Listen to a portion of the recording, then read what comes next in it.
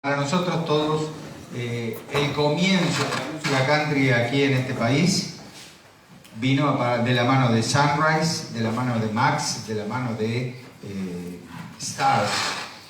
Pero nos enteramos que no fue así y dijimos, esto lo tenemos que difundir y vamos a organizar un seminario en donde una persona especializada nos hable de este tema y nos lleve a otras épocas. Más que nada la década del 30, por ejemplo, cuando ninguno de nosotros estaba, pero ya en ese momento empezó la música country a circular en nuestro país. Para ello tenemos a un periodista de música oriundo de la Argentina. Desde hace varios años emprende un trabajo investigativo sobre los orígenes del rock argentino en castellano y sus precedentes. Con vistas a un futuro libro, plantea una mirada revisionista del género en la cual identifica sus comienzos desde el año 1955. Contra las corrientes predominantes que se remontan al trienio 1965-1967 e identifica las corrientes precursoras del rock and roll a partir del siglo XIX. Algunos avances se han publicado en la revista cultural Universo Epígrafe, que dirige junto a su colega Laila Peccelli. Durante el año 2023 fue conductor del ciclo radial Otra Historia junto a Claudio Kleiman y Valeria Peptov, emitido por Radio Nacional AM 870. Este programa se especializó en la revisión de la historia del rock a nivel iberoamericano. Actualmente conduce Jazzlandia, programa emitido por FM Radio Atómica, en el cual revisa la historia del jazz argentino desde 1918 hasta la actualidad. Recibamos con un fuerte aplauso a Víctor Tapia.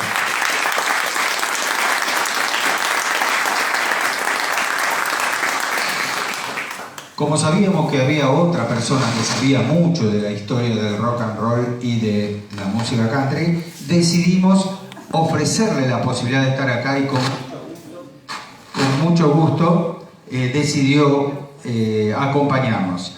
La relación con la música empezó cuando era niño en su Pigüé natal. Al entrar a la adolescencia, ya radicado en la capital, formó su primera banda y, motivado por la música de Bob Dylan, los Beatles y Hank Williams, compuso sus primeras canciones. En el año 1978 grabó su primer álbum solista acompañado por Bernardo Baraj, Lito Olmos y Carlos Riganti, entre otros. El simple que promocionaba el LP contenía Una montaña de invierno, tema que inició... Una mañana de invierno. Bien. Que inició el ciclo de sus canciones sobre el camino y la meta inicial.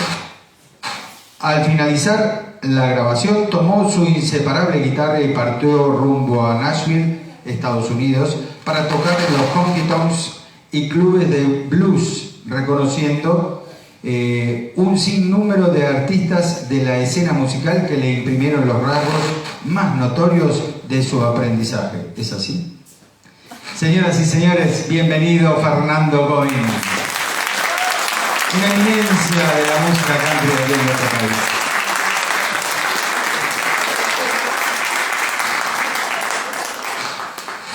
Les dejo el micrófono a Víctor, entonces, que va a empezar. Buenas tardes, ¿cómo andan? Antes que nada les quiero agradecer, ¿me escuchan bien? Sí. Les quiero agradecer a todas las personas que están presentes hoy, la verdad que una grata y amplia concurrencia para un sábado de la tarde, así que estamos muy agradecidos y creo que esta iniciativa es realmente histórica. No, Fernando me podrá corregir, pero no sé cuántos antecedentes tenemos de eventos en los cuales se haya repasado la historia de la música country en la Argentina y retrotrayéndonos hasta la década del año 30. Voy a contar un poco cómo surgió esta idea. Hace unos meses fui invitado muy gentilmente a asistir a un evento que realizó allá por el barrio porteño de Barracas, la Asociación de Música Country, ANCA, y allí nos conocimos personalmente con Daniela Ramponi, porque nos conocemos hace mucho tiempo, pero de manera virtual, y se me ocurrió proponerle, al ver que había tanta concurrencia, bailarines, un nivel musical, la verdad, muy bueno y excelente, Y se me ocurrió decirles si podíamos hacer un evento, y la verdad que le agradezco profundamente a Daniela inicialmente y luego a toda la Asociación de Música Country, que rápidamente, en menos de una semana, empezamos con las reuniones virtuales, y también, por supuesto, agradecerle al maestro Fernando, quien no solo se copó, sino que mantuvimos varios encuentros en los cuales estuvimos departiendo juntos, charlando. La verdad que ustedes saben muy bien que Fernando es un enorme músico, un enorme exponente del género en la Argentina, pero a su vez es un tipo que es erudito, es coleccionista, es melómano, habla con conocimiento de causa y sapiencia. No es algo que se encuentre todos los días, así que es un honor tener a Fernando, tenerte hoy para hablar un poco. Y no voy a decir que es una conferencia, ni una clase maestra, porque no se puede hacer una clase de conocimiento que está en construcción, porque claramente son décadas de las cuales nos falta bibliografía, nos falta información, nos falta digitalizar un montón de material. Y personalmente, como comentaba Roberto, al presentarnos, en mi caso yo estoy haciendo hace varios años una labor de reconstrucción de los orígenes del rock and roll en nuestro país, pero no solo tomando en cuenta lo que pasó a fines de la década del 50 y comienzos de la década del 60, sino también remontándonos a todos los antecedentes. Además está decir que siempre que hablamos de rock and roll en Estados Unidos, vamos a hablar de blues, de country, de rhythm and blues, de jam blues, boogie boogie y la mar en coche. No obstante, en la Argentina pareciera que prima una especie de relato de generación espontánea. No solo que se remonta al rock and roll a un nacimiento muy posterior a su verdadero nacer, sino que también impera cierta falta de interés o desdén quizás a enumerar e historizar los antecedentes, y ahí podemos plantearnos como una primera interrogante. ¿El rock and roll llegó a la Argentina? Porque hablar de una llegada del rock and roll al país es sumirnos en una especie de recepción meramente pasiva y de mímesis de lo foráneo. Ahora bien, si el rock and roll emergió y nosotros teníamos un montón de experiencias previas, como lo que vamos a hablar hoy, que es todo el abanico de la música country, y creo que va a quedar probado al final de este encuentro, que la música country ya para la década del 50 era totalmente popular en el país, de manera mainstream y masiva, no era algo underground. Vamos a ver cómo cambia la percepción que tenemos sobre las músicas desarrolladas en nuestro país. Primero quiero escucharlo a Fernando, que me cuente y nos cuente de sus inquietudes al respecto, de sus búsquedas. Recuerdo que aparte él es un ávido coleccionista de discos de pasta, como sé también yo, que no con la cantidad de placas que seguramente tiene Fernando. Bueno, para mí es un placer estar acá, Víctor, poder conversar de estas cuestiones que seguramente van a ser nutritivas y también enigmáticas, que es lo que más me interesa de todo esto, porque suelo creer más en los enigmas que en las respuestas, según dice Borges, y los enigmas nos han hecho curiosos, tanto a vos como a mí, para llegar o alcanzar este tipo de conjeturas y de estudios casi, en tu caso, antropológicos. A mí me parece que yo sé muy poco de lo que vos vas a hablar, por lo que, digamos, sé perfectamente de lo que vas a hablar, pero no hice ese estudio que hiciste vos. Pero sí estoy referenciado desde mis curiosidades de hace muchísimos años que me llevaron, de alguna manera, a tener como referentes a tipos que a veces con el tiempo he descubierto que ya ni siquiera pertenecían al siglo XX, sino eran del siglo XIX.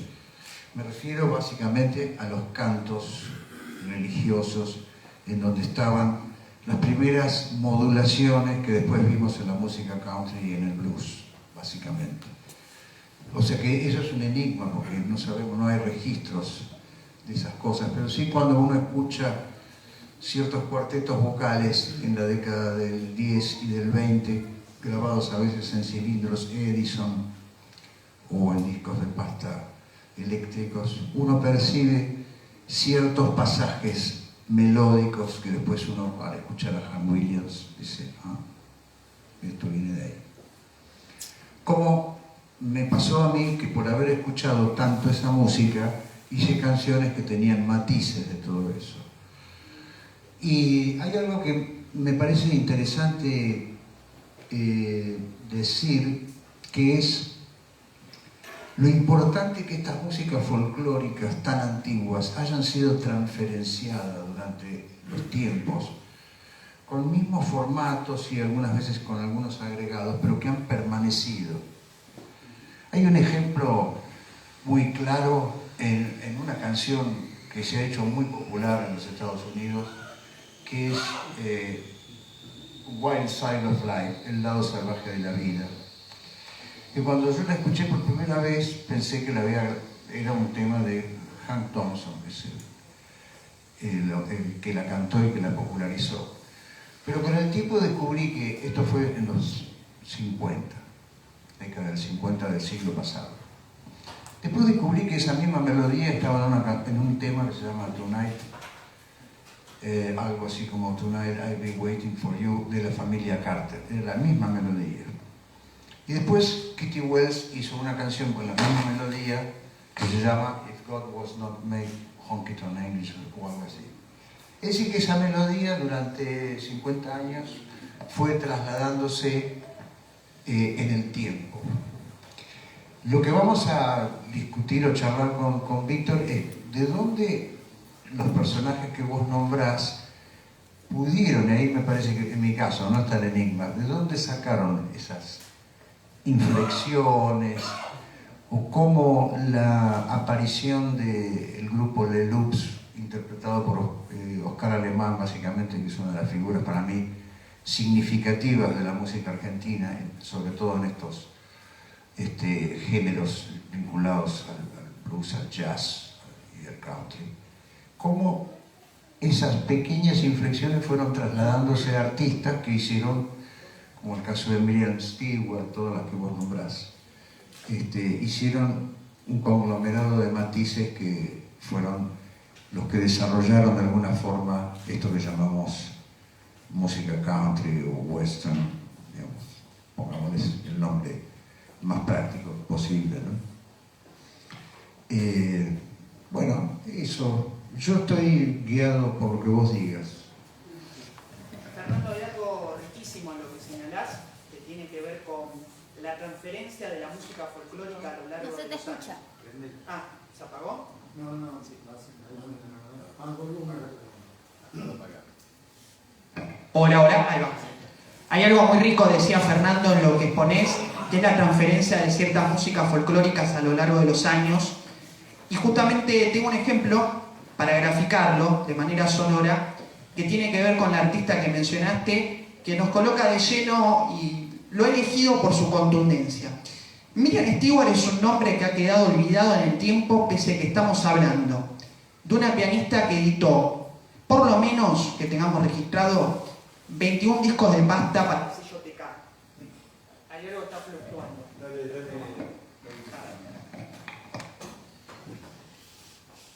Hola, ahí va. Les contaba que la pianista Miriam Stewart editó alrededor de 21 discos de pasta para el sello TK, un sello muy popular a comienzos de la década del 50, que fue un poco la precuela del futuro sello Music Hall. Y esta pianista también actuaba en radio, en horarios centrales, y salían todos los recortes de prensa. Ustedes piensen que hay muchísimos exponentes del jazz argentino, de las músicas estadounidenses en general, que en Argentina por ahí no pasaron de 5 discos de pasta, 3 discos de pasta. Miriam Stewart grabó más de 20. Estamos superando un long play si vamos a recolectar todo. Esta figura tiene otra particularidad. Ella ya en la década del 30 fue una de las precursoras del jazz en el país con sus actuaciones radiales. Poco y nada sabemos de ella, sabemos que para el año 62 radica en Brasil y graba un long play entero, piano danzante, que quizás es el primer long play grabado por una instrumentista mujer del jazz argentino de forma total. Pero además de ello, Miriam Stewart tenía ascendencia africana, probablemente de la colonia. Y esto va a ser muy significativo en las caricaturas que acompañan a discos del sello TK, donde ella se ve claramente su tez, su pelo enrulado, pero está vestida como vaquera. Porque este tipo de conjuntos, como el que dirigía Miriam Stewart, que eran conjuntos chicos, en Argentina eran llamados como conjuntos vaqueros. Vamos a ver fotos de que muchos de ellos se vestían efectivamente como cowboys. Pero, si bien no es el propósito de esta charla, pero quiero señalarlo, no es que Argentina tenía esta tendencia en Iberoamérica de manera exclusiva. Sin ir más lejos, en territorio español, en plena década del 40, un exponente de la talla de Bonet de San Pedro tenía un grupo vaquero con composiciones propias en castellano que les recomiendo mucho que escuchen, porque realmente nos ponen en el interrogante de cuándo realmente comenzó la música country en castellano en Iberoamérica. Y Bonet de San Pedro era una figura masiva en la España de aquel periodo. Así que eso solamente rescatar antes de sumergirnos de lleno en la égida argentina, que nosotros no estábamos solos para nada en Iberoamérica en lo que es la exploración de este tipo de músicas. La otra particularidad de Miriam Stewart que quiero subrayar es que era una artista cuyos músicos provenían todos del tango argentino. Tipos como el contrabajista Alfredo Sciarretta, quien entre varias orquestas típicas estuvo muchísimos años con orquesta del maestro Julio De Caro, violinistas de la talla del bahiense Everardo Nadalini y el gran Elvino Bardaro, años antes de que estuviera con el maestro Astor Piazzolla. Los solos de violín en las grabaciones de Miriam Stewart son increíbles, tienen un protagonismo fundamental. Y por otra parte, van a apreciar que el guitarrista es un capo. Estamos hablando de uno de los mayores guitarristas de la historia del tango argentino, también compositor y letrista, Marsilio Robles. Y ahí se derrumba otro mito. Constantemente la historiografía predominante ha señalado una supuesta oposición a rajatabla entre el universo del tango argentino y del jazz practicado en nuestras tierras.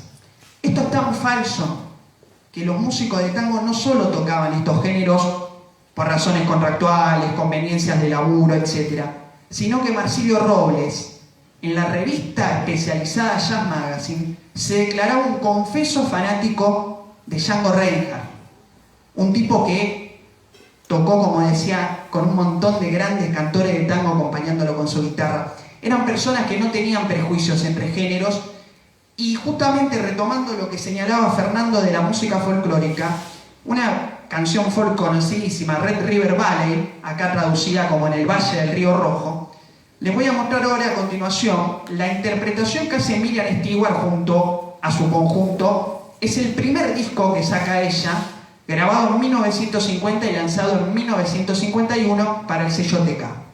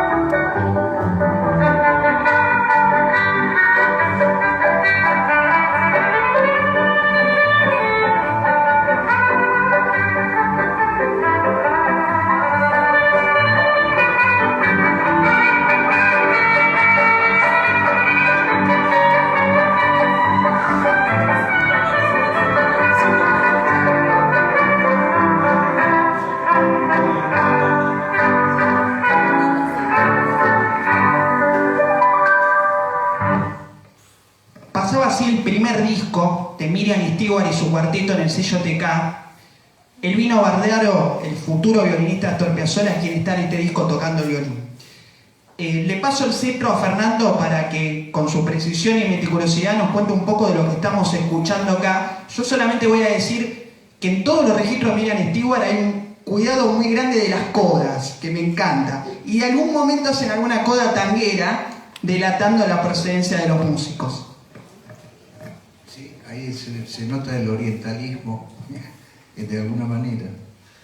Bueno, esto a mí me suena como que toda esta gente debe haber escuchado en algún momento a personas como Milton Brown o Bob Wills o Cliff Bruner, que son exponentes de un género que en Estados Unidos se llamó Western Swing, que yo particularmente lo llamo jazz rural. La diferencia, les explico. Las bandas de Western Swing, que generalmente nacieron en Texas, tenían como una voluntad de acercarse al jazz desde el swing. En esa época, en los 30, sonaban orquestas como Tommy Dorsey, Benny Goodman, orquestas de swing, que tenían elementos de esto que estamos escuchando acá. Las orquestas estas, como eran, digamos, territoriales, por así decirlo, no era que grababan en Nueva York o Los Ángeles, sino que grababan generalmente en pequeños lugares como Dallas, Texas, etc. Houston a veces.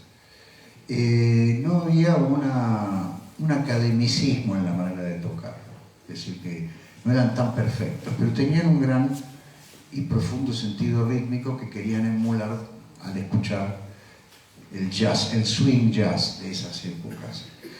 Y se me ocurre a mí, puedo estar equivocado, que esta gente debe haber escuchado algunas cosas así. La inclusión del violín impacta, porque no era un instrumento, allá en el Western Swing era un instrumento de privilegio, tanto el violín como el lap steel, que era como una guitarra amplificada eléctrica que se tocaba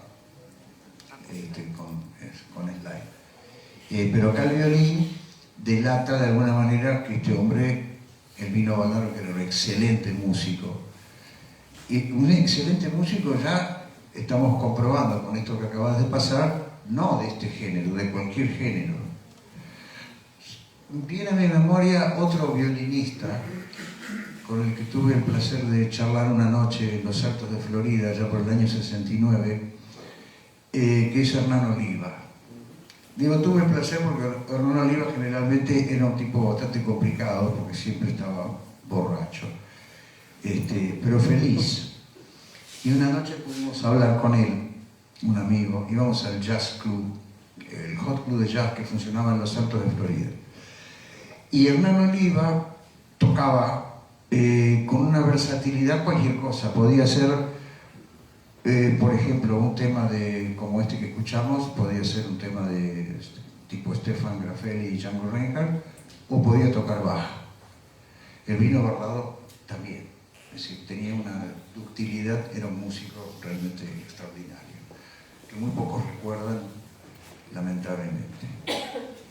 Pero bueno, insisto con que a mí esto me suena como que alguien ahí escuchó alguna más, posiblemente Milton Brown, posiblemente, me atrevo a sugerir eso. No tanto Bob Wills, pero posiblemente Milton Brown. Espectacular, Fernando. Yo rescato varias cosas de lo que marcás. Primero, que claramente el músico argentino de aquellos años tiene a la eclecticidad, a la ductilidad y a la versatilidad como marcos laborales de referencia. Son músicos que tocaban de todo, sea porque tenían que animar los bailes, etc. Pero eran tipos que podían tocar lo que venía.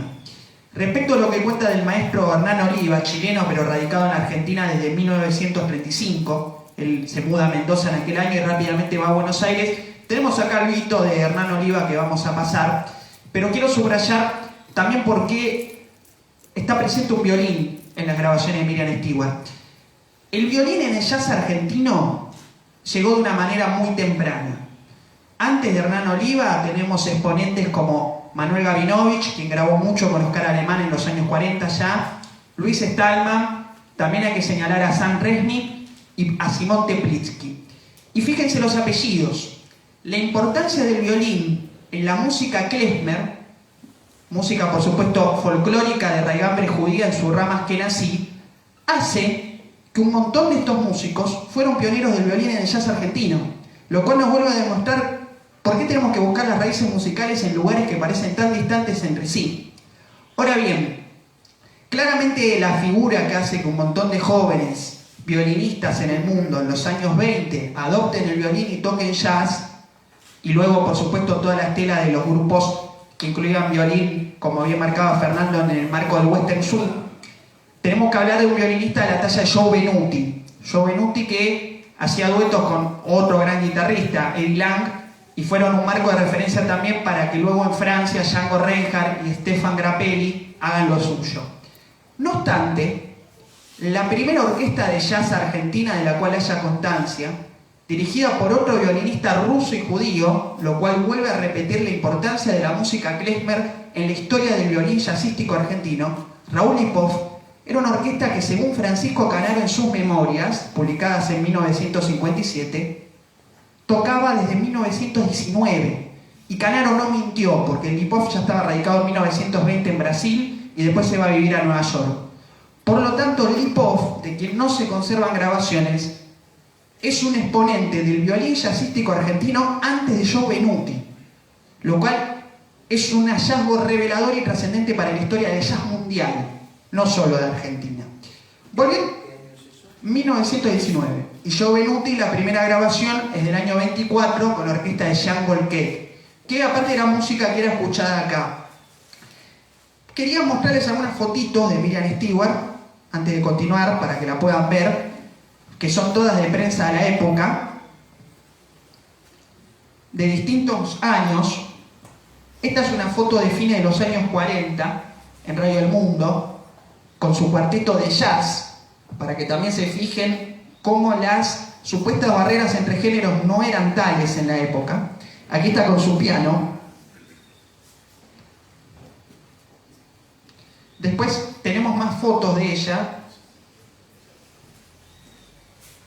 Esta es de los años 30, cuando ella tocaba como solista. En ese momento se utilizaba mucho el término fantasista, una herencia de la música académica. No obstante, había un montón de fantasistas de piano y mujeres tocando jazz en la Argentina del primer lustro de los años 30 en el marco radial. Como ven, también la moda. Claramente estamos en lo estético, en una transición entre la flapper de los años 20 y la moda de los años 30. Después les muestro otra fotito más de ella, que es el carnet con el cual emigra de Perú a Brasil. Esto tiene que ver con que en el año 55 ella hace una primera gira a Perú, donde no fue el Vino Bardaro, vuelve, y para el año 57-58 va al Perú y se va al Brasil. Así que acá tenemos todos los datos, nacida en el 25, la foto de ella, etc. Luego tenemos acá otras imágenes.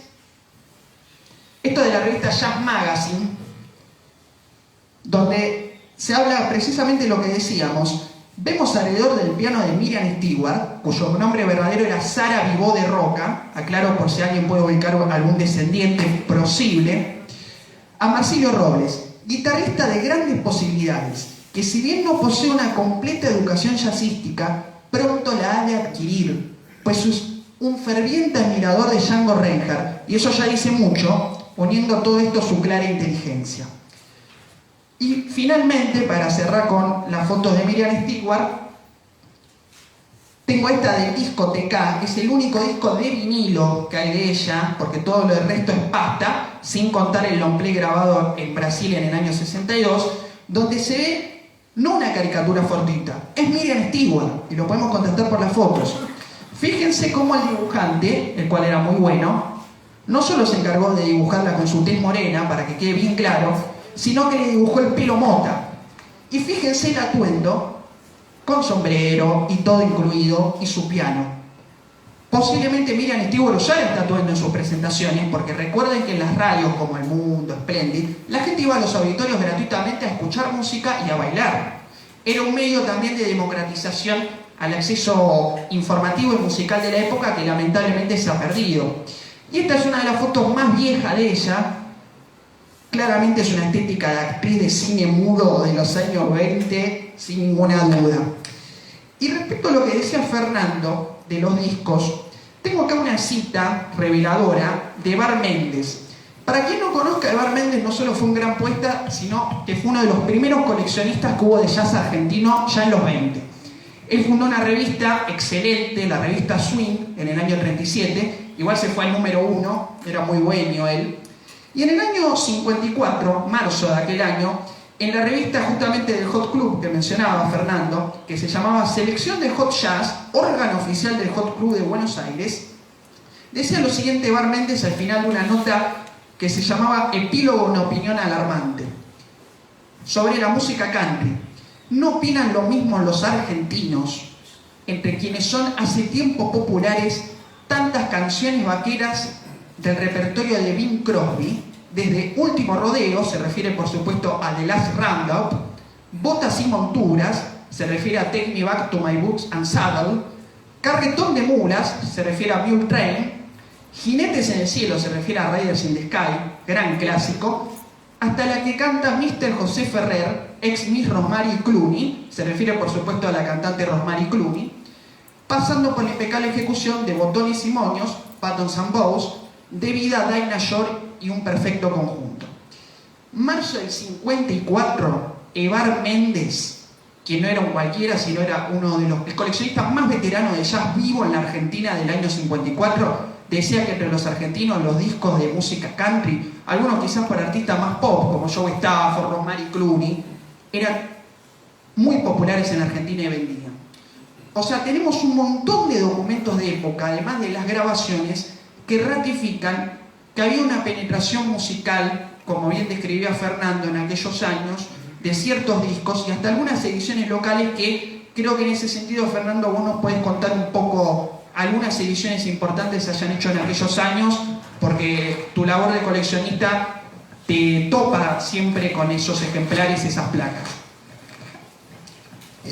Yo tengo muy fresca en mi memoria algunos descubrimientos que hice de chico. El primero que fue auditivo. Yo vivía en el campo. Hasta los 12 años vivimos en el campo. Y me acuerdo que los domingos mi papá cortaba el césped. Y ponía en la radio, en la ventana, una radio de válvulas. Una radio terriblemente grande. Y ponía en la radio y cortaba el césped. Y me acuerdo que yo estaba jugueteando por ahí y escuché Jambalaya por primera vez. Por supuesto que esto lo estoy racionalizando ahora. En su momento ni sabía quién era Hank Williams, ni sabía que eso era música country, ni sabía nada. Pero tengo ese recuerdo de que esa melodía a mí me llegó profundamente y me atrajo hasta el punto tal de que siempre esperé escucharla de nuevo y nunca más la escuché. La escuché solamente en ese momentito. En realidad la escuché muchísimos años después cuando me compré un disco de Hank Williams en donde estaba esa melodía. Eso es número uno. Después un personaje fundamental para mí fue Marty Robbins.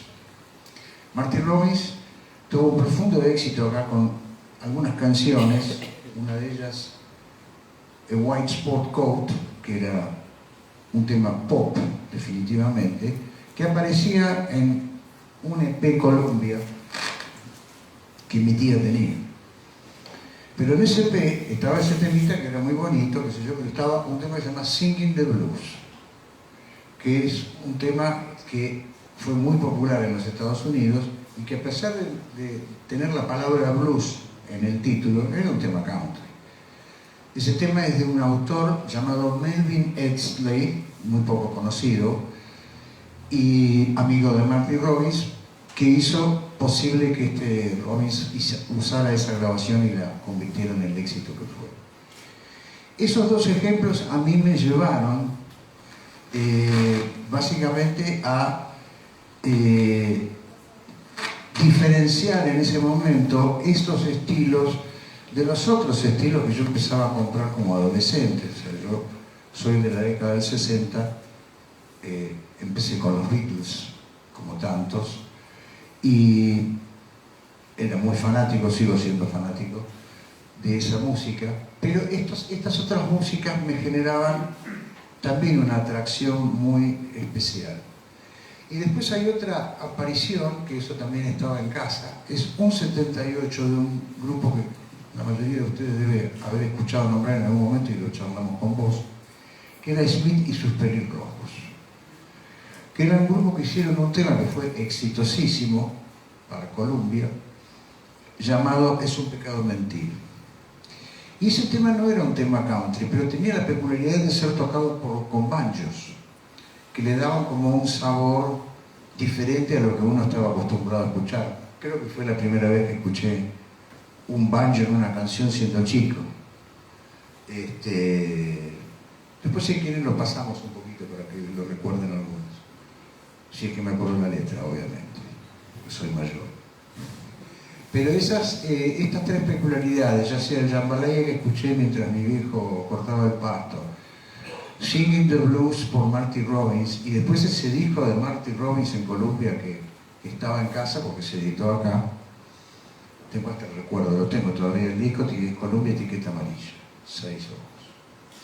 Estaba plagado de inflexiones vocales en sus canciones que me parecían extraordinarias y que estaban totalmente ligadas a lo que hoy definimos como esta música por country, ¿no?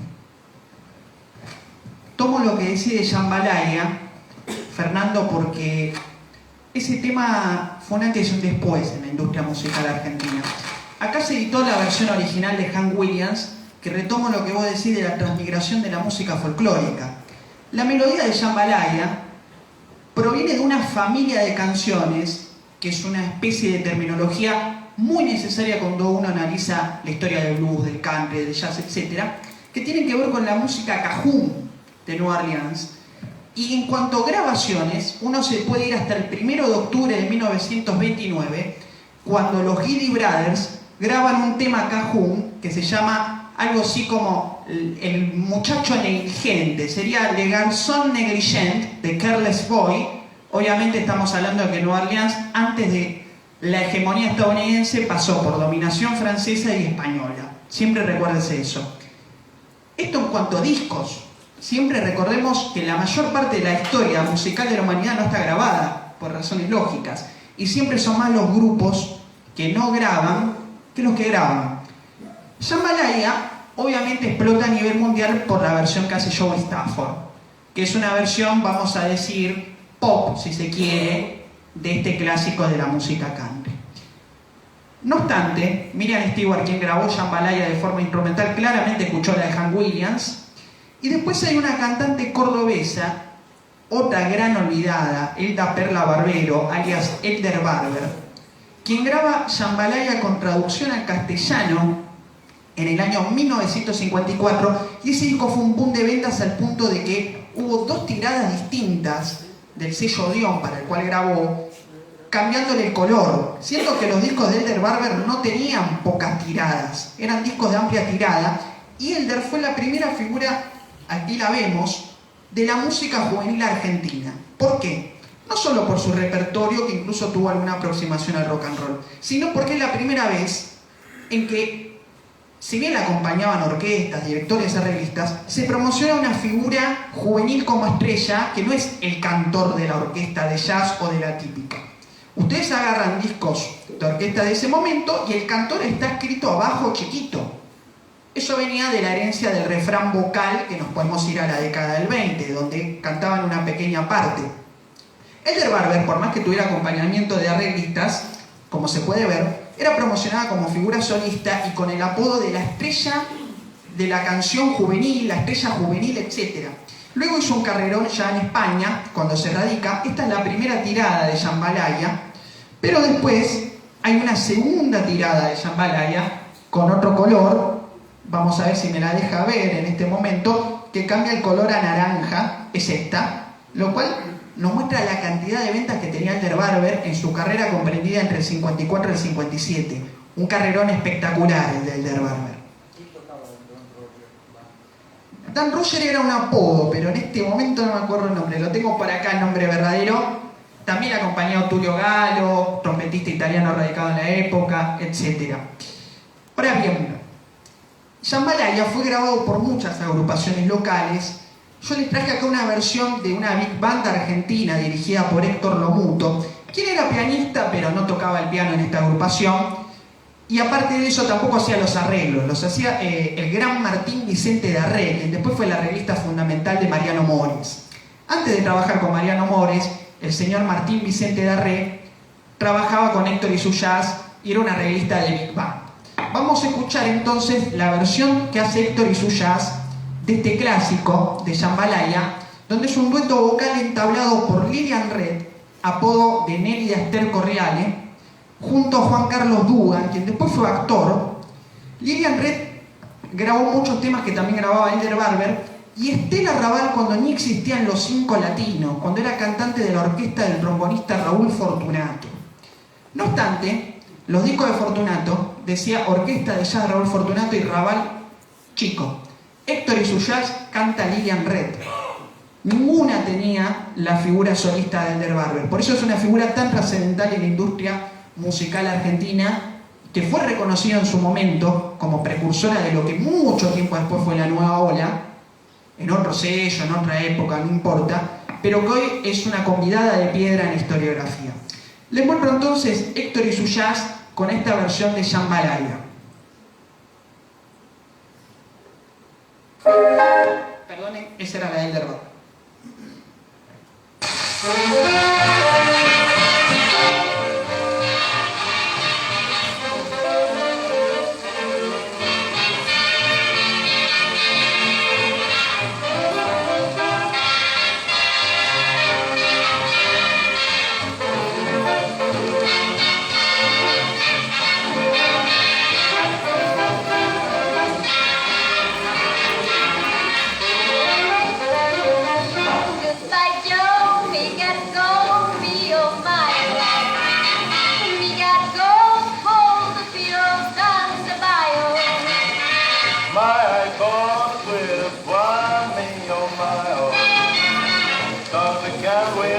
Big fun on the bike.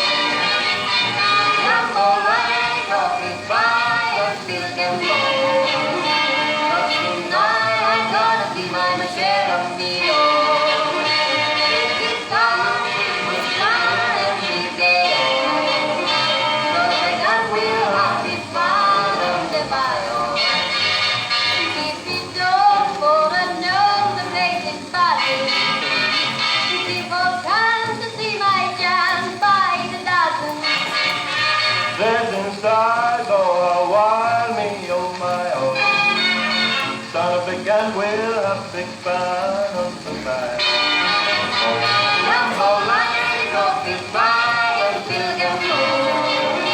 But tonight I'm gonna be my share of Mio. It's time to shine and be gay. So my gun will have big fun on the bike. Jumbo line, jumbo line, jumbo line.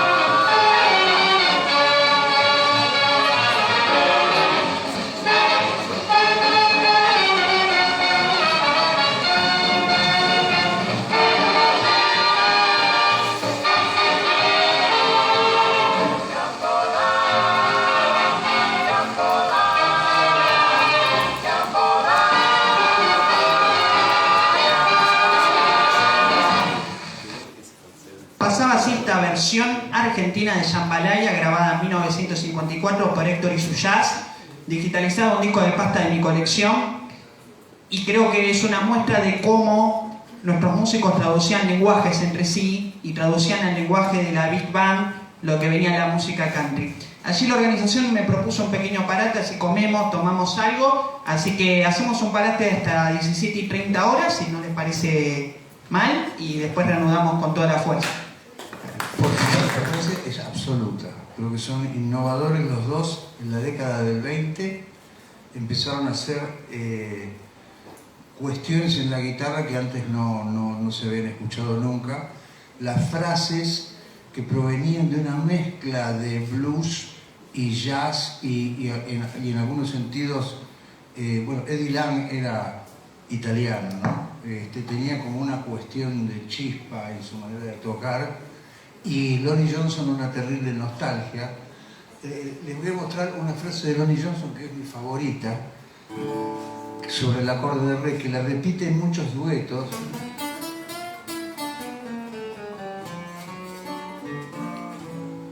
Por ejemplo, esa frase la inventó Lonnie Johnson. En la medida que estaba tocando con Eddie Lang hacía, por ejemplo, una apoyatura así, ¿no?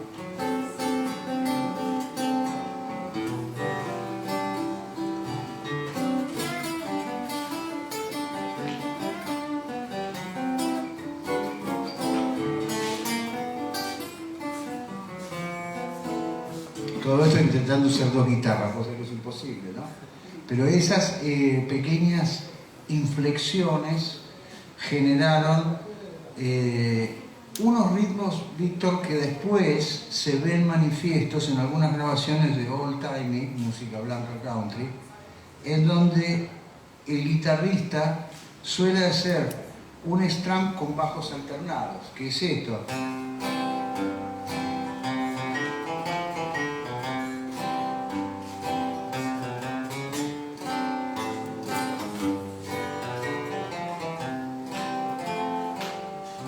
Por ejemplo, quien usó mucho esto fue Jimmy Rogers y Jimmy Davis, que fueron dos exponentes bastante singulares en las décadas del 20 y 30, finales de los años 20, ¿no?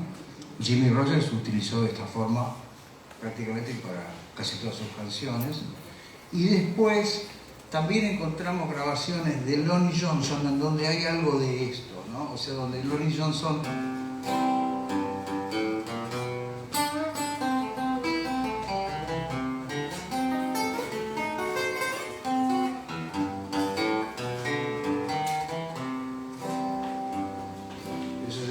blusero, ¿no? Pero están esas pequeñas particularidades que definen a la guitarra como un instrumento de ritmo absoluto, es decir, bajos y ritmo. Y después, bueno, Hank Williams, Bob Dylan.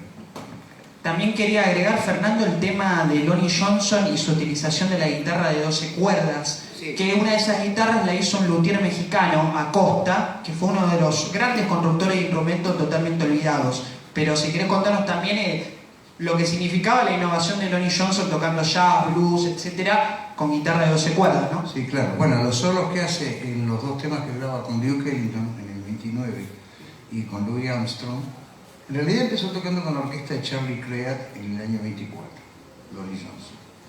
Hacía solamente el solito, pues no tocaba más. Y ahí aplica la guitarra de 12 cuerdas, que típicamente era totalmente sorpresivo ese color, porque la guitarra de 12 cuerdas son octavas de cada una de las cuerdas que tiene la guitarra normal, ¿no? Entonces suena como, uno toca una nota y suenan dos. Esa nota y la octava, que es la nota más aguda.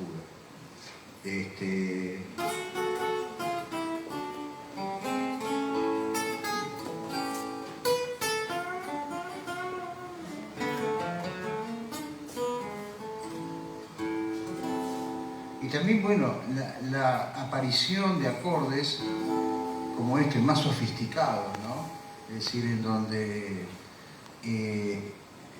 lo inesperado de algún intervalo agregado al acorde generaba una cuestión melódica distinta, ¿no? Esto se nota mucho, por ejemplo, en algunas canciones de la década del 40, por ejemplo, canciones como I Love You Because, de Leon Payne, que era un guitarrista y compositor ciego. Hank Williams grabó algunas canciones de Leon Payne y por supuesto fue muy conocido después por la versión que hizo Elvis de I Love You Because, ¿no? En los 50, en donde había, no me voy a acordar la letra, ¿no? Discúlpenme, pero I love you because you understand it. every single thing I'm trying to do. Acorde raro.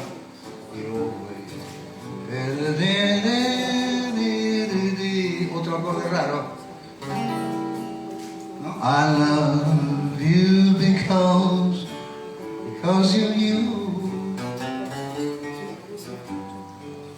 Esas apariciones de esos acordes ya empezaban a generar en los cantos distintas afectaciones, ¿no? Y también agregar que no es casualidad la coincidencia temporal, si bien Eddie Lang llegó a hacer grabaciones acústicas, de la innovación de la grabación eléctrica, que permitió una mayor fidelidad de la guitarra.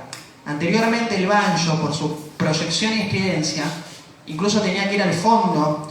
Piensen en la foto de todos grabando delante de un cono para graficarlo.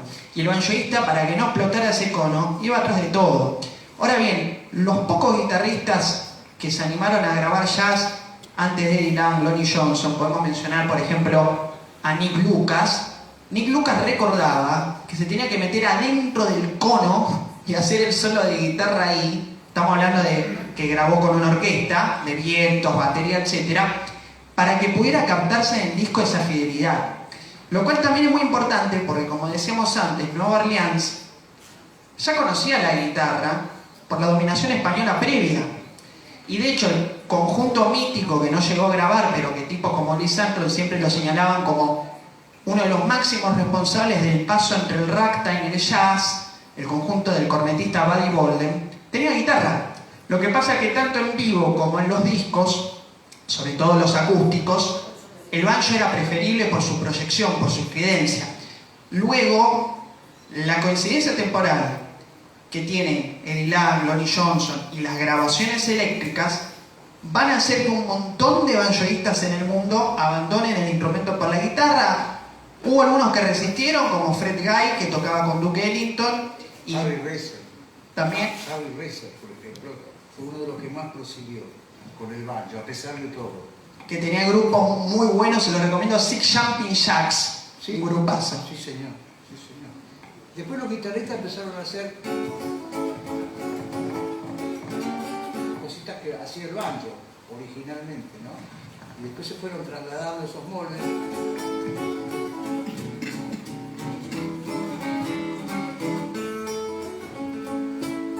Eso era de banjo original. Lo que vamos a escuchar entonces, y esta introducción que acá graficó de manera sonora Fernando viene a cuento de esto, ¿cómo se introdujo esto en la Argentina? Con el amigo Charles Wimmer. Vamos a escuchar la versión instrumental que hizo la orquesta típica comandada por el bandoneonista Osvaldo Fresedo de Sweet Sue, Just You, traducida aquí como Dulce Susana. Es una composición que fue grabada originalmente en 1928 por Charlie Speck and His Orchestra, y en esta versión no solo van a apreciar el strumming por Wimmer, sino que también hace un solo de guitarra e incluso improvisa. Y a continuación le voy a pegar la versión en castellano que hace la orquesta Osvaldo Fresedo de Last Roundup, que es la primera grabación que tenemos de una western song en Argentina de la cual haya constancia alguna que haya sido lanzada al mercado, aunque las revistas de época, como la revista Síncope Ritmo, la primera revista argentina especializada en jazz y una de las 6 primeras revistas de todo el mundo sobre jazz, señalaban que todas las orquestas típicas se incorporaban en vivo de Last Roundup. Y también ahí nos va a servir para ver lo que es un proceso histórico, porque van a ver que todavía el esfuerzo para aprender los códigos de las western songs, de la música country, etc., no llega al dominio que tenía una Miriam Stewart ya en los años 50, lo cual no lo desmerece, porque es el comienzo de ese proceso histórico. Así que les voy a poner el enganchado Sweet Sue por Osvaldo Fresedo y luego escuchamos el último rodeo por la misma orquesta.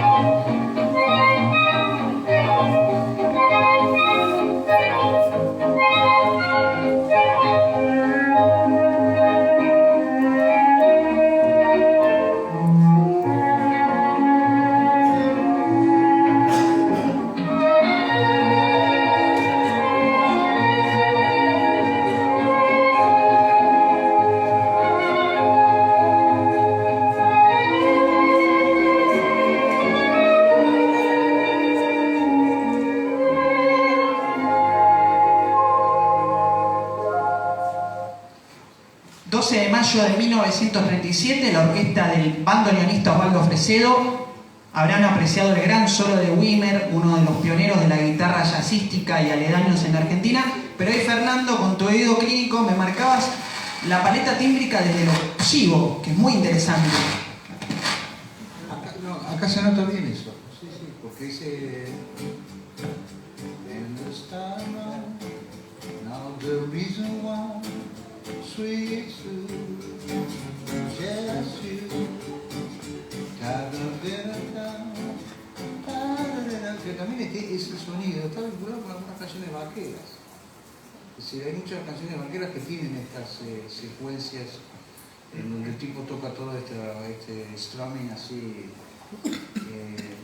que después se llamó comping eso, con el tiempo, que es armonizar en varios acordes la melodía que hay entre dos, ¿no? Hay ejemplos, digamos, de armonía, si vamos a ponernos en detallistas, en temas que requieren 3 o 4 acordes. Bueno, una parte de guitarra puede tener 16, pero está en función de armonizar una canción. Por ejemplo, hay un tema que se llama On the Sunny Side, no tiene nada que ver con el country, pero en On the Sunny Side of the Street, el estribillo o el puente, que tiene 2 acordes en realidad, se transforma en una cosa totalmente ensamblada por 5 acordes, ¿no? Si uno hace Radio Code, get your head, leave your worries on the doorstep, just direct your feet on the side of the street. Bueno, todo eso es la estrofa. I used to walk in the shade. Hay 4 acordes que armonizan esa canción. Bueno, eso es el strumming ensamblado, ¿no? Como si yo utilizo una línea melódica para cantar 2 cosas entre este acorde y este otro. Que eso es lo que usaban muchísimo estos guitarristas. Otro guitarrista que no hemos nombrado es a Charlie Christian, que algunos deben haber escuchado, porque Charlie Christian estaba en la orquesta de Benny Goodman y los discos de Benny Goodman estaban en Argentina. Tal cual, Fernando, y también recordemos que las últimas grabaciones que hace Charlie Christian en vida están ahí nomás en la antesala del vivo. Totalmente. Sí, sí. Enorme guitarrista. Vamos entonces para atrás a lo prometido. 27 de abril de 1934, el último rodeo de Last Roundup en castellano por la orquesta Osvaldo Fresedo. Quizás la primera western song grabada en Argentina y lanzada al mercado, y podemos considerarlo en cuanto a registros discográficos el antecedente más antiguo que tengamos de música country en el país que se haya grabado.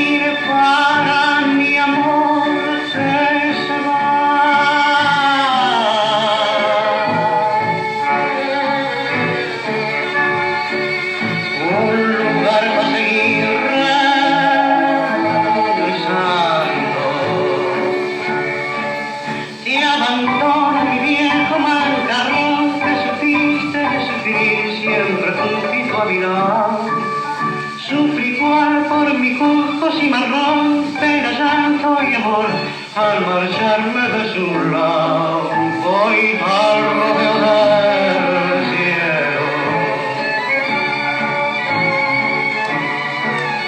a vivir en santa devoción celestial.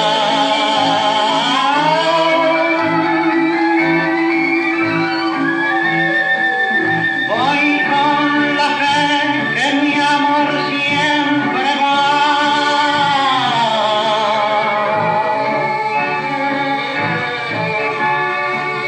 En mi santo Señor,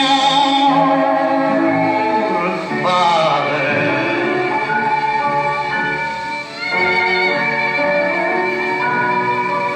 Ya me voy para nunca más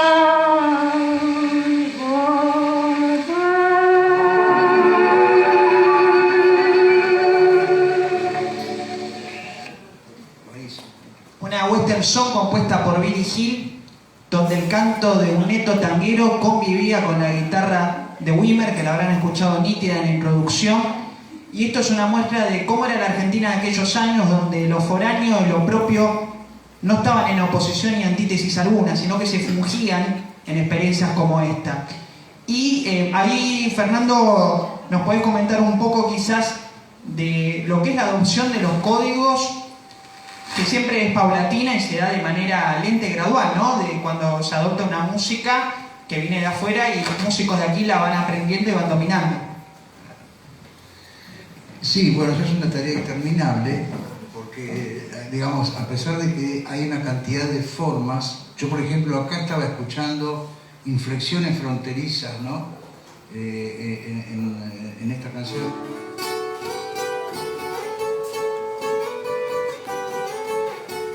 En el canto. Todas esas maneras de tocar tienen como un origen, y cuando uno las empieza a adaptar, tienden a permanecer porque son inmodificables, ¿no? A veces, digamos, siempre me pasa a mí como compositor que cuanto más simple es la idea que quiero desarrollar, más satisfecho quedo, y cuanto más complicada, menos satisfecho. Acá se marca esa tendencia a lo que se dice habitualmente, que la música country son 3 acordes y una verdad, ¿no? Es decir, ese concepto casi filosófico que tienen casi todas las canciones que más o menos hemos escuchado hoy, con algunas excepciones, tienden a reflejar que lo simple es lo que más genera sensaciones y emociones en los oyentes, ¿no? Y ahí está la magia de todo esto, ¿no? Yo tuve suerte de que cuando grabé mi primer tema tuvo esas características, ¿no? En una época en donde estaban de moda los sintetizadores y toda una cantidad de aparatejos modernos que nos invadieron ahí por los finales de los 70. La primera canción que yo hice era una canción como esta, así, 3 acordes, que fue una manera de verlo, ¿no? Y en realidad tengo ese recuerdo de que y me lo dijo alguien, no recuerdo quién, alguien que a veces me escribe ahí en el Facebook, me dice, bueno, una canción simple con una melodía sencilla, más o menos cantada desde el corazón y no desde la cabeza, que son todas estas melodías que provienen de estos lugares, y que de alguna manera, bueno, este hombre tenía una influencia tanguera en su voz extraordinaria, pero no dejaba de tener esa nostalgia que tiene la melodía que está cantando, ¿no? Entonces a veces en esas interpretaciones hay que preponderar por ahí la actitud de estos hombres que me parece que no perseguían nada, simplemente querían expresar lo que necesitaban expresar.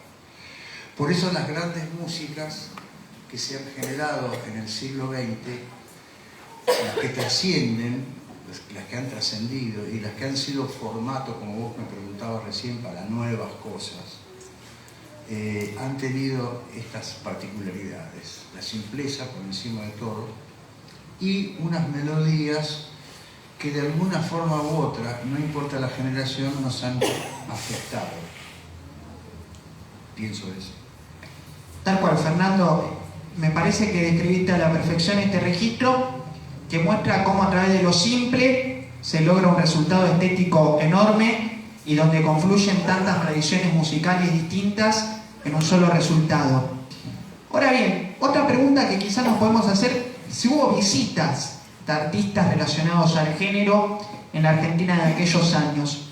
Y ahí tenemos documentado un personaje que forma parte de los enigmas borgianos que mencionaba Fernando al comienzo de la charla, que es este cowboy singer llamado Pat Patty. Tenemos documentado muchísimo de la prensa de la época cuando viene a la Argentina. Fíjense la traducción literal del cowboy cantor.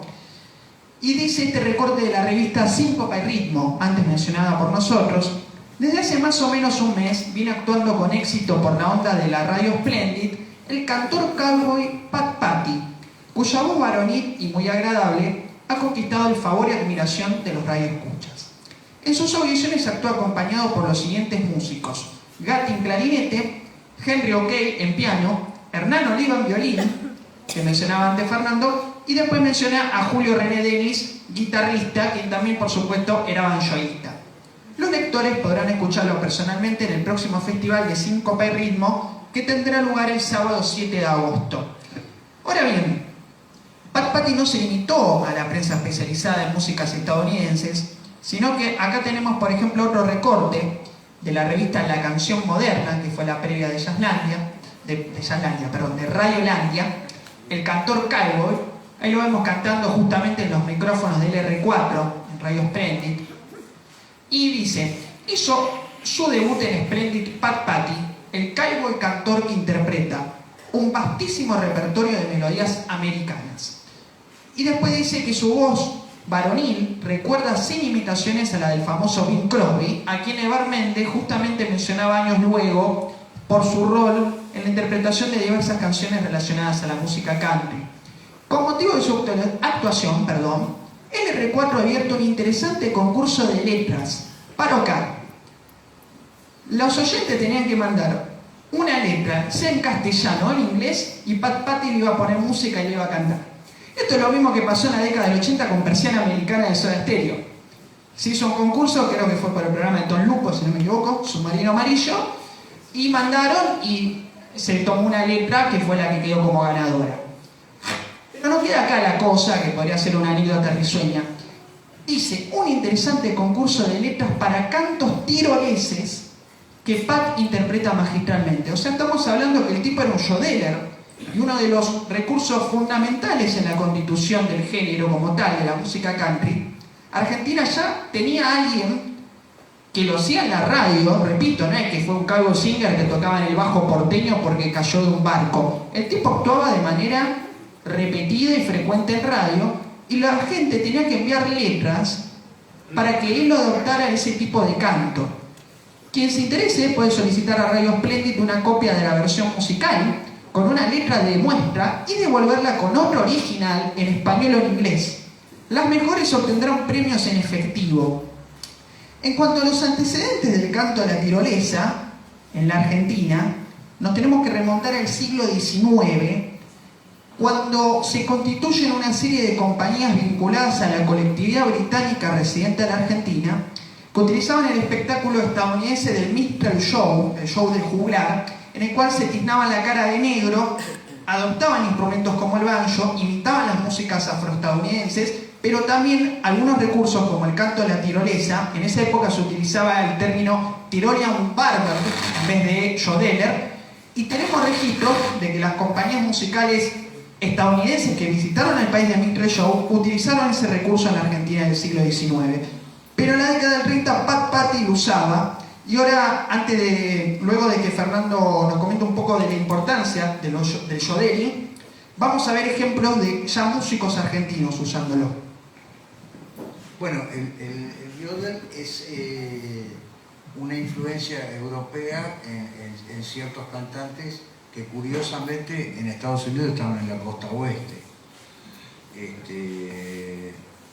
Básicamente los cantantes cowboys, de los cuales hay un montón de ejemplos. El más destacado, que creo que todos los conocen, es tal vez Jimmy Rogers. Pero bueno, también el yodel tuvo alguna influencia no solamente en la música old-timey, como puede ser las canciones de Jimmy Rogers, Jimmy Davis, Leon Chapelaar, una cantidad de artistas que inflexionaron en su canto la aparición de... Ustedes saben lo que es el yodel, ¿no? ¿Sí? ¿Quieren que se lo muestre acá en la guitarra? Bueno.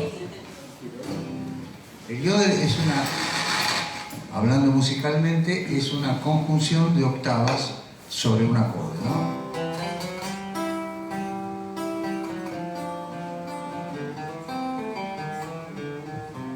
Por ejemplo,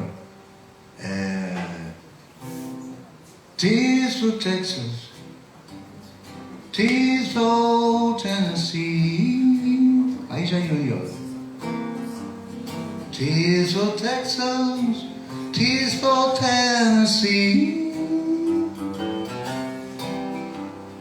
tears for Thelma, the girl who made a wreck out of me. Yodelay, yodelay, yodelay. Ese sería un blues a los Jimmy Rogers, un blues de Jimmy Rogers, que se llama Blue Yodel No. 6, ¿no? En donde se aplica esto. Bueno, esto es una terrible influencia, que a partir de estas grabaciones hubo un montón de artistas que hicieron, que aplicaron este detalle melódico en sus canciones. Inclusive había temas en donde por ahí, sin haber el yodel graficado así como lo hice, había como octavas en el canto, ¿no? Montones de canciones. Lefty Frizzell, por ejemplo, uno de los cantantes que sobresalieron en esos años 50, utilizaba esos matices vocales. Pero esto viene de la influencia europea, obviamente. No sé acá cómo llegó eso. Para mí eso es un enigma, pero tal vez Bing Crosby, como vos bien nombraste recién, porque Bing Crosby hacía canciones vaqueras y por ahí utilizaba en algunos sentidos esos estiramientos vocales porque tenía una voz extraordinaria. Como hay que tener, digamos, unas respiraciones particulares para lograr eso. Les anticipo a los que son músicos, acá no sé si son músicos. ¿Hay algún músico? Ah, ahí está. Bueno, ya sabés de lo que hablo. Esas peculiaridades que están, digamos, graficadas de alguna manera en la técnica, pero yo estoy en contra de esa palabra. Estos efectos se logran desde un sentimiento muy profundo, que está vinculado con nostalgias inéditas de los que lo hacían, ¿no? Calculamos que Jimmy Rogers, 2 días antes de morir, grabó, destruido por la tuberculosis, una sesión que cuando uno la escucha no tiene diferencia con las primeras grabaciones que tuvo. El tipo estaba totalmente muriéndose y sin embargo no se nota que el tipo que está grabando eso está enfermo, por ejemplo. Entonces ahí aparece una nostalgia que es inédita. No sabemos nada ahí. Y Fernando, corregime si me equivoco, ¿hay una relación posible entre el yodel y un recurso presente en el blues, que si no me equivoco es el turnaround? El turnaround está basado en el yodel, sí señor. Tommy Johnson, que es un blues singer de Jackson, Mississippi, utilizó el yodel más o menos como lo acabas de decir vos.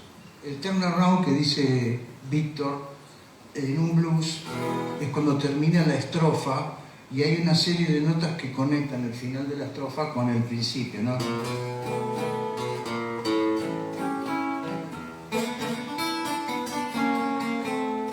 Eso sería un turnaround, ¿no? Tommy Johnson hacía, no creo que me salga, pero...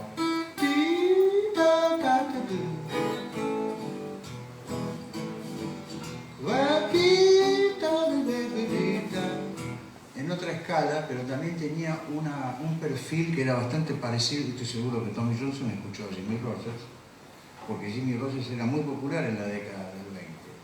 Y los blues singers escuchaban la radio y escuchaban los discos porque los discos eran accesibles en ese momento. Y Jimmy Rogers era un artista que viajaba mucho y que tocaba localidades en donde había una gran población negra, cosa que era raro. Pero para mí Jimmy Rogers era un blues singer blanco, como Hank Williams. Está buenísimo esto que comentá Fernando, porque si bien no tengo el ejemplo sonoro, en este caso a mano, hay una grabación muy buena, la he subido a algunos de mis programas radiales, cualquier cosa me la piden.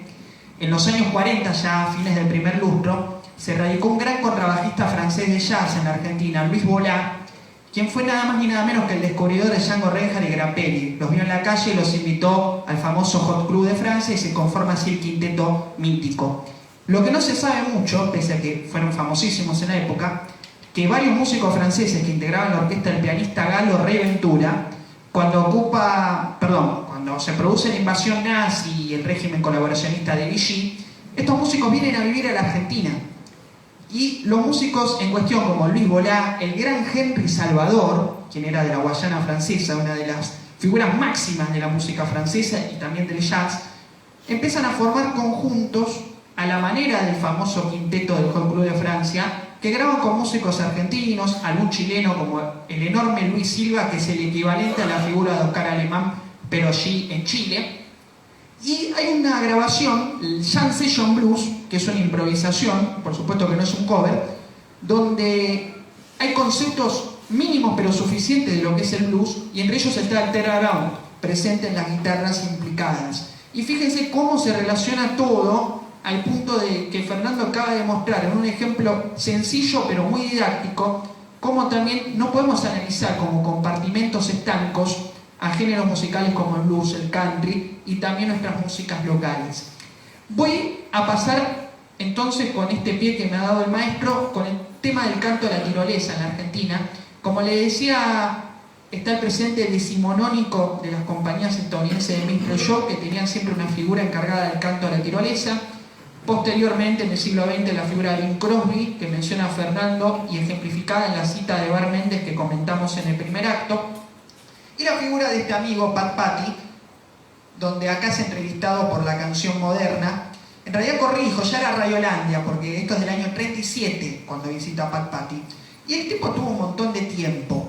La semilla que deja Pat Patty no fue menor, y lo que vamos a escuchar ahora, ya yéndonos a la década de 1950, a su primer lustro, tiene que ver con la orquesta de un violinista, uno de los pioneros de jazz argentino, el señor Eduardo Armani, que tenía una orquesta muy prolífica y decidió grabar en inglés una composición de un argentino, quien era saxofonista pero después se desempeñó como un compositor profesional prolífico y notable, me refiero al maestro Santos Liesbecker, y ellos interpretan este tema que se llama El Vaquero Smith.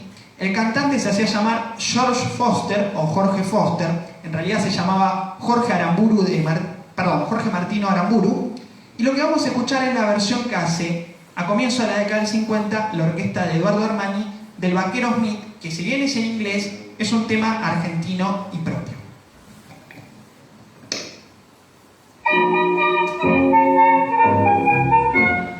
Down in Arizona, they don't fit a happy cowboy. His living trying to sing like the sheriff's meant to be.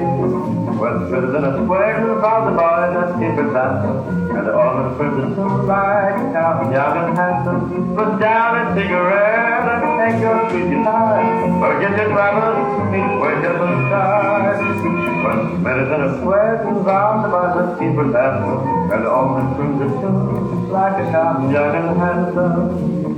Happy birthday to you. Happy birthday to you. La la la la la la la.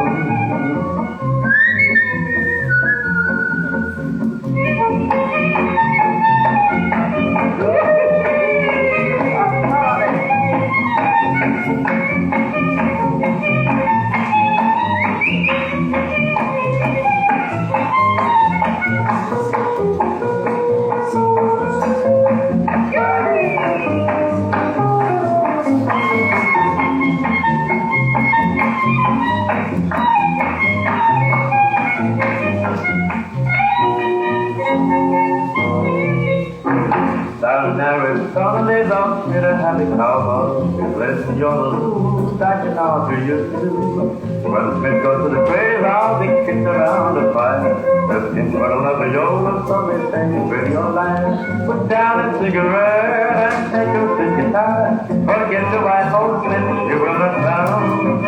When Smith goes to the grave, I'll be kicked around the fire. The skin for the love of yours, so they say, with your life. Oh, lady, oh, lady, lady, oh. Oh, the old lady, lady, lady, oh. You're the lady, lordy, you're the lordy, oh. Oh, you're the lord.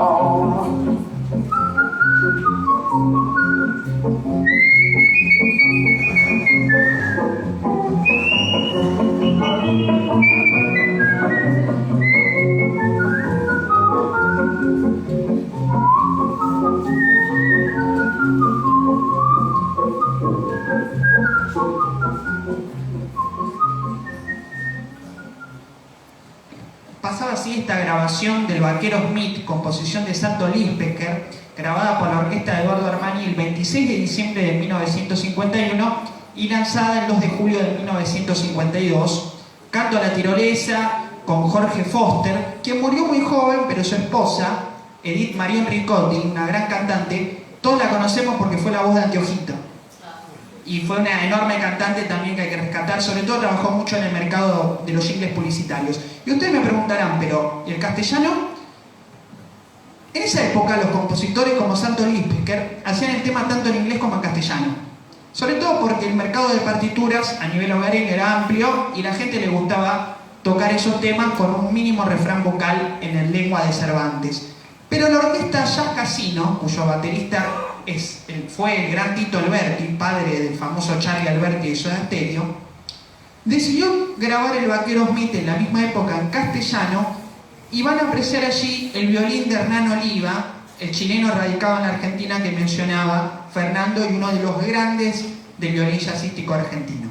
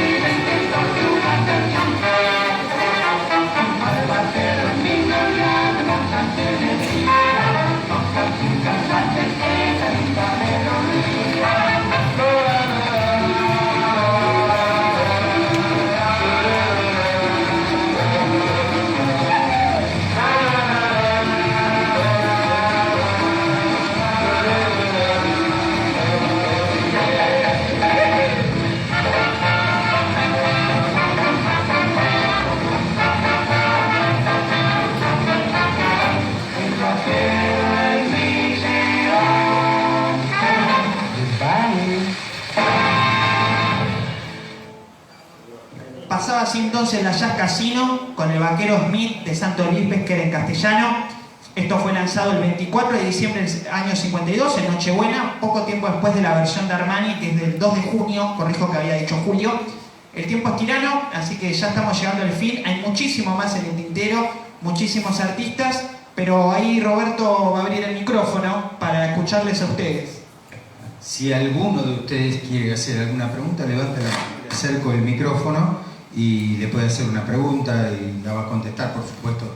Vamos a tratar de ser breves y, bueno, obviamente tenemos pensado en una segunda parte de esta charla y tenemos todos los correos electrónicos y aquí todos los que están en este lugar presentes se anotaron y dejaron su correo electrónico. Nosotros les avisaremos a través del correo electrónico que va a haber una segunda parte de todo esto, porque a mí, por ejemplo, me dejó obnubilado y, bueno, No Bull recién están en pañales ustedes, así que están en pañales. ¿Quiere alguien hacer una pregunta? Sí, ya te alcanzo.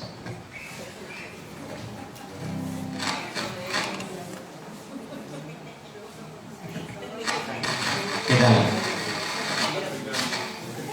Quería saber, porque las canciones que hoy eran de grupos variados, o sea, o de orquestas típicas que hacían canciones vaqueras o country. Pero ¿cuándo fue el primer grupo que se dedicó exclusivamente al género, digamos? Que no sea una orquesta típica o de jazz, por ejemplo.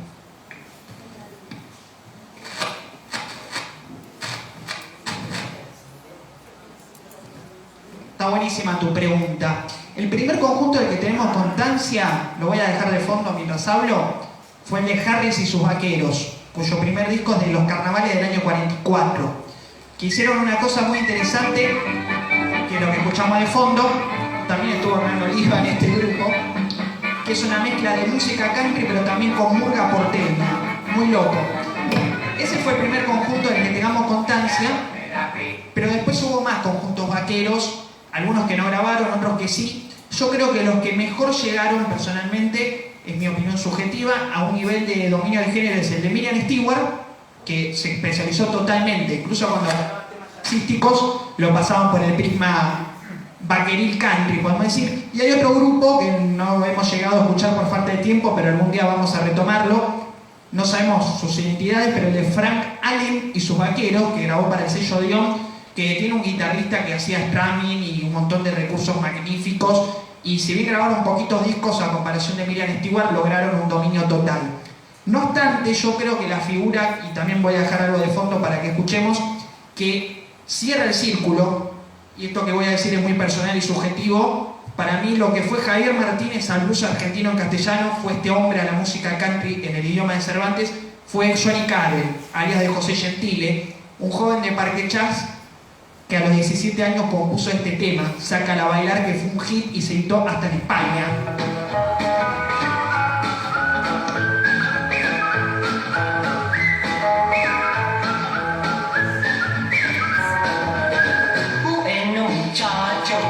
Este tema, no hay duda de que es un country rock en castellano hecho y derecho, lanzado en 1960, y Johnny Carell grabó 2 long plays y varios simples y tuvo un carrerón. Yo conozco personalmente a su hijo, hemos podido rescatar una grabación de un recital que dio en Montevideo, donde se escuchan los gritos de las fanáticas rompiendo los vidrios de las puertas. Estamos hablando de figuras que fueron masivas. Johnny Carell es anterior a Sandro, en cuanto a discos, es anterior al gran Johnny Tedesco también, que Fernando lo conoce muy bien. Es una figura totalmente adelantada en cuanto a la construcción de estos géneros en castellano y que también ha quedado lamentablemente expurgada de la historia.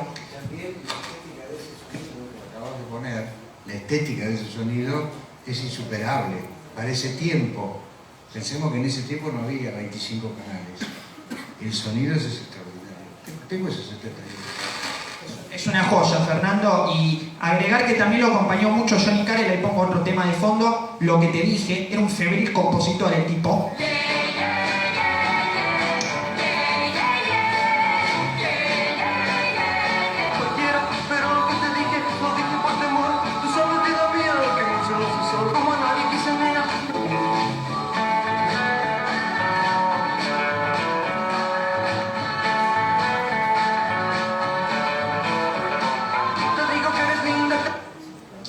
es el maestro Héctor Rea, uno de los grandes del jazz argentino, guitarrista rítmico de Eddie Pequeñino y sus Rockers, y que después vos escuchás lo que grababa con Johnny Carr y el tipo entendía todo.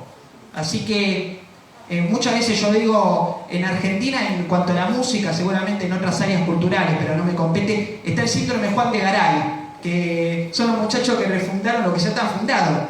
Después sí dejo como interrogante y enigma si esto, luego del 6-3, no tuvo continuidad hasta los años 80 o no. Que yo hoy no lo puedo responder por desconocimiento e ignorancia mía, decir, hubo realmente un bache en cuanto a lo que es música country, etcétera, entre la década del 60 y los años 80, fines de los 70 o no.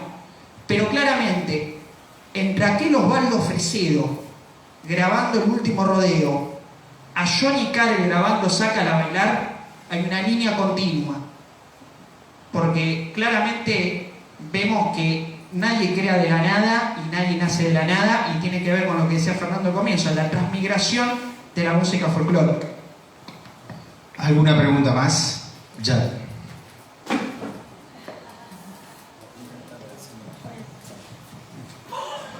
Tengo claro que esto es música, disco, pasta. ¿Cómo es un show en vivo en esos momentos, ¿no es cierto? ¿Cómo surge el country o el western swing o el jazz swing dentro de lo que es los shows en vivo? No sé si en festivales o eso, por ahí. Está buenísima tu pregunta porque documenta otra faceta que por supuesto no tenemos tantos detalles, que es el circuito en vivo, pero tengo algunas fotitos para graficar lo que vos comentabas, porque son fotos tomadas de los auditorios radiales. Yo diría que el auditorio radial fue uno de los circuitos privilegiados de estos músicos. Ahí voy a mostrar una foto del grupo Alberto Harris y sus Vaqueros, años 40.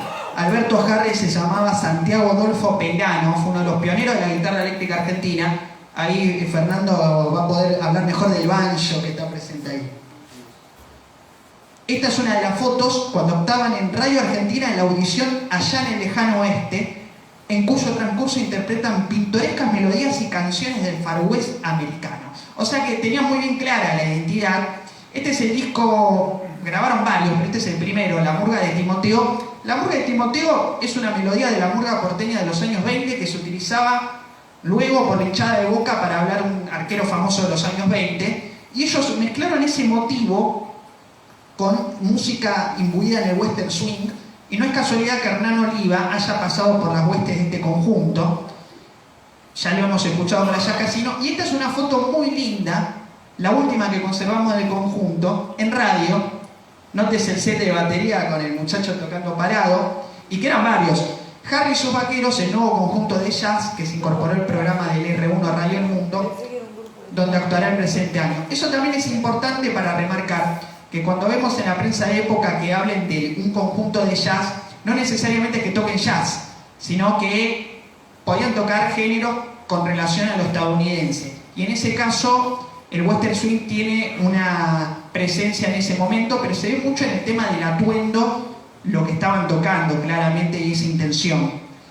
Así que ahí tenés como ejemplo una de las fotos que tenemos del circuito en vivo que había de esos conjuntos. Por supuesto actuaban mucho en los carnavales también. Exactamente, los carnavales, lo que estaba por decir, y los estudios radiales de aquella época, lo tuve que estudiar para hacer locución, eran espacios similares a estos, en donde las orquestas tocaban en forma presencial con público que se llenaban para poder escuchar a esas orquestas. O sea, no había festivales, pero sí la presencia de la gente en las radios, en donde podían escuchar y ver a los artistas. ¿Nos ponen la foto anterior de los que están de vaquero, Harry? La que están con las camisas o cuadriceps. Gracias. Después hay otra foto que les puedo mandar que me olvidé incluir de Dillon y sus Vaqueros, nada que ver con el Dillon actual, que actuaban en los años 40 vestidos igual y también con banjo. Fernando, ¿qué te trajo la música country? ¿Perdón, qué me trajo? ¿Qué trajo? ¿Por qué? ¿Por qué la música country en vez de otro estilo de música? No sé. No estoy muy seguro de por qué. Nunca lo pensé eso. Así, yo te vuelvo a repetir lo que conté al principio. Cuando yo escuché de chiquito Jambalaya, sin saber que eso era Jambalaya, Hank Williams, country, a mí me pasó algo. Y bueno, y después con los años yo soy un tipo muy curioso, como peor que Víctor me parece, o Víctor me parece que me sigue un pasito atrás. La curiosidad me hizo descubrir la música que conozco. La curiosidad me llevó a descubrir personajes que ni sabía que existían. Yo no sabía que existía Hank Williams cuando era chico. No sabía que existía Count Basie, Fletcher Henderson, Howlin' Wolf. No sabía nada de ninguno de esos tipos. Lo que a mí me ayudó hoy, te voy a decir, con esto algo que por ahí te sirve, ayuda a ser curioso. En la época que yo empecé a comprar discos, los discos eran grandes, ¿no? Discos de vinilo, obviamente. Y generalmente yo leía las contratapas en donde había siempre una reflexión, veía quiénes eran los músicos que tocaban, me anotaba en un papelito al lado cuál era la canción de ese disco que más me gustaba, quién era el autor. Gracias a ese trabajo que a mí me daba mucho placer, fui descubriendo, por ejemplo, escuchando los Beatles, descubrí a Chuck Berry, a Carl Perkins, a Little Richard, a Larry Williams, Arthur Alexander, todos esos tipos que habían hecho canciones, que los Beatles habían hecho covers de esos tipos. Pero era porque miraba. Ponían el nombre de la canción y entre paréntesis decían los autores. Yo cuando veía esos tipos inmediatamente trataba de buscar a ver quiénes eran. Y había discos de toda esa gente que yo en ese momento no conocía. Bob Dylan me ayudó a llegar a la década del 20, por ejemplo. En el primer long play de Bob Dylan hay una canción, el final del lado B se llama See That My Grave Is Kept Clean, que es, traducida sería, cuidad que mi tumba esté limpia. Cuando yo leí ese título, no sé, me emocioné porque me parecía un título muy fuerte. Y en el paréntesis del autor decía Blind Lemon Jefferson. Blind Lemon Jefferson era el autor de esa canción.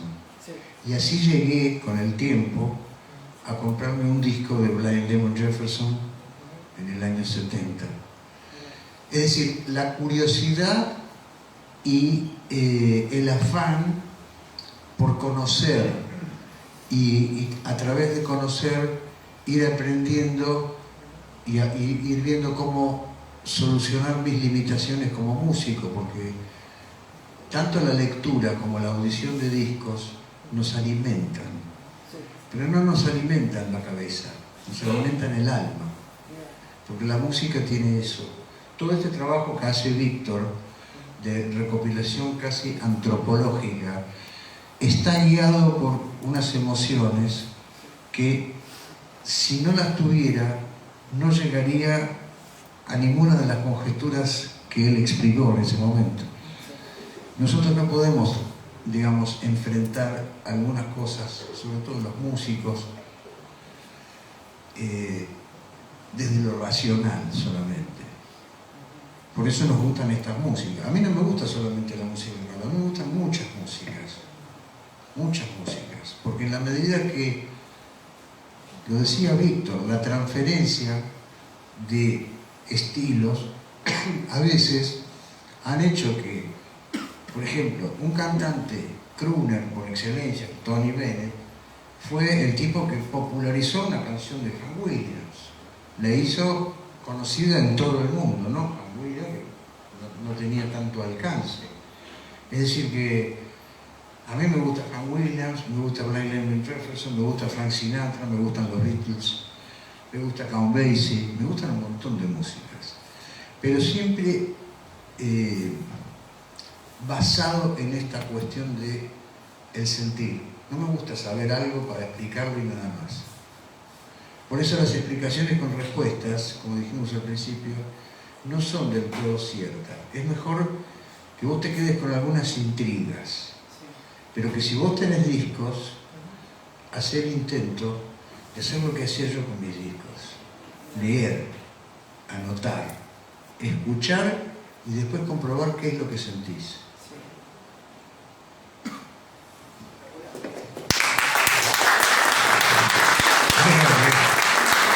Está todo dicho. Sin faltarle el respeto, no creo que entre todas esas músicas te guste Bizarrap, pero bueno, hay cosas y cosas, ¿no? Les queremos agradecer a todos por estar. Les queremos contar que si hay alguien que no se anotó y desea material que nosotros podamos establecer algún contacto con Víctor o con Fernando, no tienen más que acercarse a la secretaría o a quienes lo estuvieran atendiendo para que dejaran anotado su correo electrónico, y nosotros con mucho gusto establecemos ese contacto con ellos para después derivarle el material que ellos tengan, porque ellos son muy amables, son muy buenos, y como todo aquel que sabe mucho, le gusta compartir todo lo que sabe. Por eso están aquí y les queremos agradecer a todos por esos aplausos, y nuevamente los voy a molestar para aplaudirlo a estos dos grandes monstruos que vinieron hoy a hacernos el favor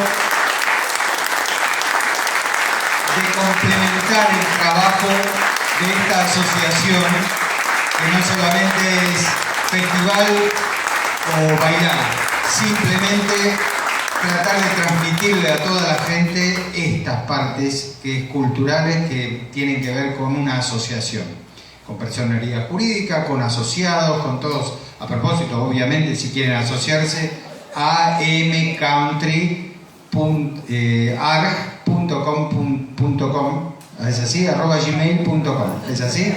¿Está bien, vicepresidente? Daniela Ramponi, vicepresidente, está ahí presente. Está Cintia Nadel, Claudia, está Sachi, no me acuerdo el nombre, María Jiménez, Luis Viñales. Estamos todos aquí para complacerlos a todos ustedes con este tipo de gestos, que no solamente es música, que no solamente es baile, sino que tiene mucha historia por detrás.